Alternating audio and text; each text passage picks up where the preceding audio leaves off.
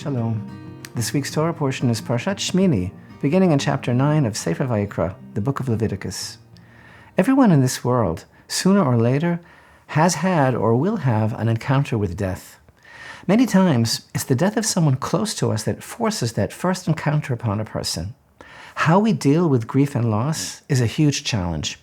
The survivor is left behind, left alone, feeling disoriented and wounded and torn, left staring blankly into a black void of incomprehensible uncertainty, of staggering unknowingness.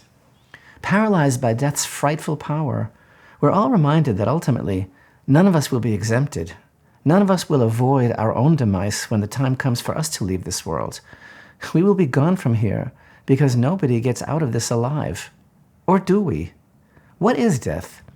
The enigma of the human predicament that is death and the way in which we understand it, thus the way in which we react to it, is a delicately nuanced yet powerful theme in this week's Torah portion of Shemini. Our portion opens on the 8th day of the dedication ceremony that inaugurated the desert tabernacle. This 8th day was none other than Rosh Chodesh, the first day of the month of Nisan, which we ourselves will be observing this upcoming week. So open up your heart. This was a day of unparalleled, palpable joy, the first day of the tabernacle's functioning, and the first day of the divine service when the entire nation saw the reality of the Shekhinah, the glory of the divine presence descend, as it were, to rest upon the children of Israel in fulfillment of God's expressed desire to be welcomed into this world, as expressed by his commandment and promise back in Exodus 25:8, and they shall make for me a sanctuary, and I will dwell among them. At the climax of this day, we learn that Aaron raised his hands toward the people and blessed them. Then he descended from having performed the sin offering, the burnt offering, and the peace offering. Moshe and Aaron came to the tent of meeting, and they went out, and they blessed the people. And the glory of Hashem appeared to the entire people. A fire went forth from before Hashem and consumed upon the altar the burnt offering and the fats. All the people saw and sang glad song, and fell upon their faces. The fire that descended from heaven and the appearance of the glory of Hashem was a heavenly validation that indeed the tabernacle was complete.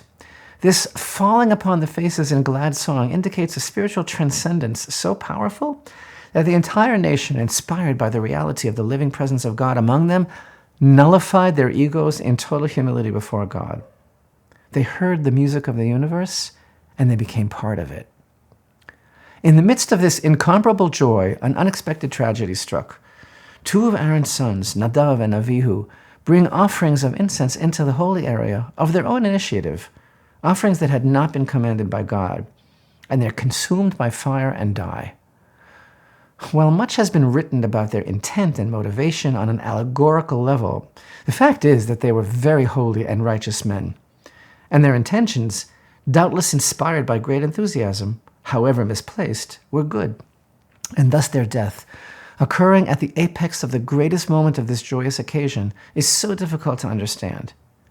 Any death is overwhelming and a heavy burden to bear, but the untimely passing of the young is a disproportionately devastating tragedy that shakes us to the very core, leaving us stunned and unfocused, shattered, and groping in the dark for answers. On the nation's greatest day, on the very day that the high priest Aaron and his 4 sons were consecrated as Kohanim to be agents of the divine service on behalf of the entire nation and for the sake of the whole world, this most unspeakable personal tragedy befalls Aaron. 2 of his sons die. While generally Torah law mandates mourning practices over the death of a close relative, Aaron and his remaining sons were tasked with continuing to attend to the divine service, despite their personal loss. As an aspect of their private mourning, they refrained from the divinely mandated duty of eating from their portion of the sin offering, but otherwise, they were commanded to continue the service and refrain from public displays of mourning, such as not cutting the hair and rending the garments. Moshe summoned his cousins, the Levites Mishael and Elzaphan, to carry the bodies of their brethren out, in order to allow the service to continue, for no dead body can be found within the holy confines. But open up your heart in the deepest way. How did Aaron react, and how did he respond? The pivotal sentence here is verse 3 of chapter 10, where we read, Moshe said to Aaron, "Of this did Hashem speak, saying, I will be sanctified through those who are nearest me. Thus I will be honored before the entire people. And Aaron was silent. Rashi asks, where do we find the verse that Moshe is quoting? Where is it written that God said, I will be sanctified through those who are nearest me? Citing the sages of the Midrash Rabbah, Rashi answers that the thought is based on the verse in Exodus 29:43, which states, I shall set my meeting there with the children of Israel, and it shall be sanctified by my glory. The sages taught, do not read it as bichvodi, by my glory, but read it as bimechubadai, with those who glorify me. The Midrash continues and explains the backstory. Moshe said to Aaron, Aaron, my brother, I knew that the sanctuary would be sanctified by those beloved of Hashem. This Hashem had told me at Mount Sinai, that in the future he will sanctify the tabernacle through a great person. And I thought he was referring to you or me. But now I see that your two sons are greater than both of us. And thus Moshe assured Aaron that Nadav and Avihu were indeed beloved by God, that God chose to be sanctified before the entire people, that he made his holiness known through these two because they were closest to him. And Aaron was silent. Aaron's classic response of silence can be seen as the gold standard of a reaction to death in a Torah perspective, from which we can learn so much, but we need to open up our hearts deeper. There are things that Torah reports, and there are things that Torah doesn't report. They're between the lines.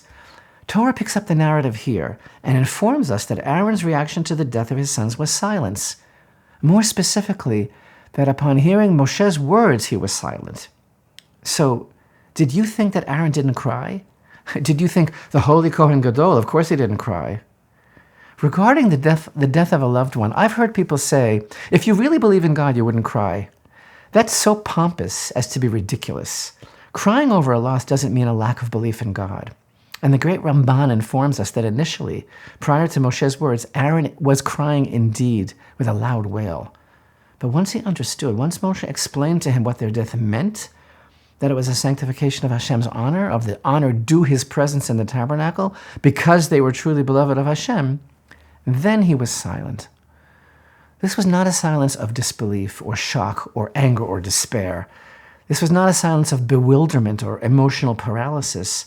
This was a silence of acceptance and submission to the divine will, of not having a claim against Hashem, a silence of coming to terms. As the holy Rabbi Yeshayahu Halevi Horowitz, the Shla, explains in his classic The Two Tablets of the Covenant, in Aaron's great humility, he truly justified God's decree in his heart.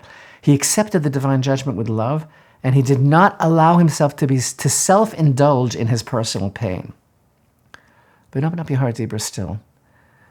In describing Aaron's reaction to his children's death, Torah uses the word Vayidom Aaron, typically translated in most Bibles as "and Aaron was silent."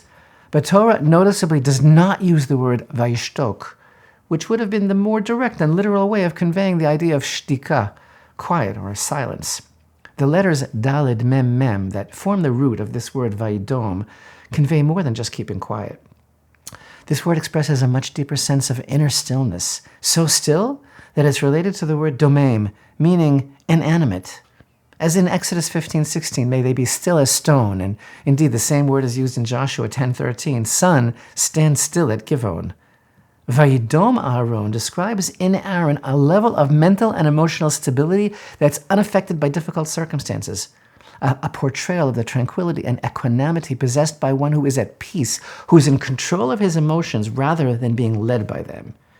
King David uses the same word to express this stillness in Psalms 37:7, where he states, "Be still before the Lord and wait patiently for him. Do not fret when people succeed in their ways, when they carry out their wicked schemes." And using the same word in Psalms 131:2, King David prays, "I swear that I calmed and stilled my soul." There are times when the stilled silence of total acceptance is a much higher level than speech. Just as Ecclesiastes declares in chapter 3, there is a time to be silent and a time to speak. And at such times, especially in a time of trouble, the wise and humble accept the situation as being beyond their understanding, but accept it still with love of Hashem, and they remain still, as the prophet Amos reflects in chapter 5, verse 13, "The prudent man keeps still at that time, for it is a time of evil." In Torah's perspective, death is more than simply a part of life. It's a transition, a birth, the passing of the soul from this world into the coming world. Death begins a new stage of existence for the eternal soul outside the physical confines of the body. Torah teaches us that even when a person has departed this life, life does not stop. The cycle of our life on this earth, from the moment each of us emerges from our individual mother's womb until we return our bodies to the universal womb, to the belly of the earth from which man was created, this life is a bridge between two levels of reality, between two lives. The next world is the true reality of eternal closeness to Hashem. But our place in the next one depends completely on how well we prepare for it while we are here in this one. The world to come is a spiritual reality with no physical counterpart or dimension.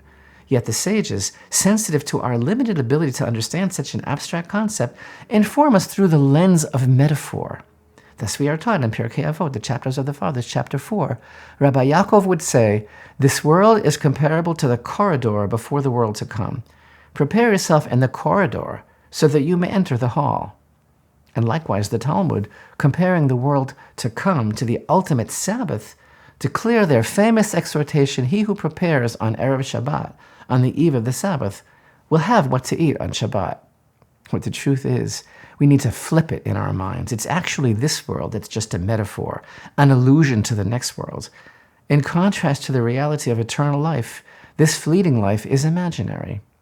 Nonetheless, death leaves us all with a gaping sense of loss and sadness, bringing our deepest fears and most difficult questions to the surface. So, in Jewish life, there's a practice of reciting a blessing upon receiving news of death. This practice was instituted by our great sages, and the blessing is known as Baruch Dayan HaEmet, and it goes like this: "Blessed are you, Hashem, our God, King of the universe, the true judge." When a soul concludes its sojourn in this world and passes into the eternal reality of the coming world, we address God as the true judge, because only He could know and decide the time of every person. And we are enjoined to believe, no matter how difficult it is for us, that all is for the best and part of the divine plan for every soul. The recital of this blessing reflects profound insights into the nature of life and death and the human experience. At this traumatic time, when a person is overcome by a tsunami of emotion, reciting this blessing helps the individual to cope with the immediate shock and grief of loss. This is understandably a time of sadness and confusion, perhaps anger, and the blessing takes the whole thing back to Hashem, not only acknowledging the immediate emotional impact of the loss, but also offering a framework for understanding and accepting the mysteries of life and death. Reciting this blessing is a tool to help the mourner accept God's sovereignty. Acknowledging God as the only true judge is an acknowledgement that He is the ultimate arbiter of life and death. It's an articulation of our belief that everything that occurs in this world, including death, is part of God's divine plan. This whole idea of acceptance of God's sovereignty is a central tenet of Torah faith. We strive to fulfill it daily through the recital of the Shema Yisrael. And addressing ourselves to God at this most difficult of moments reminds us that while we may not understand the reasons behind events, and the reality may be painful, still we trust in God's wisdom and justice. We acknowledge that our lives and deaths are given over to Him completely. Death is an inevitable part of the human experience, and the blessing serves as a reminder of this reality. Reflecting on the truth of death as expressed by this blessing also encourages us to confront our own mortality, giving us an opportunity to refocus and concentrate on living life more purposefully in the time that we have. So open up your heart deeper than ever before in your life. One of the most powerful keys to understanding this true Torah perspective of life and death is expressed by an amazing verse in King David's prayer in Psalms 36 and verse 10. "For with you is the source of life. In your light we will see light." King David is reminding us that what we think life is, that's not it. These words urge us to look beyond the illusion of this material world and to remember that our lives are not merely what we experience in this physical plane. God Himself is the source of life. Our souls are drawn from Him, and He is eternal life. This life we live in this physical plane is via a conduit that flows from Hashem Himself, the source of true life. That conduit is the soul, and its source is the secret of its eternity. The soul never dies. So when someone dies, just who is it that dies?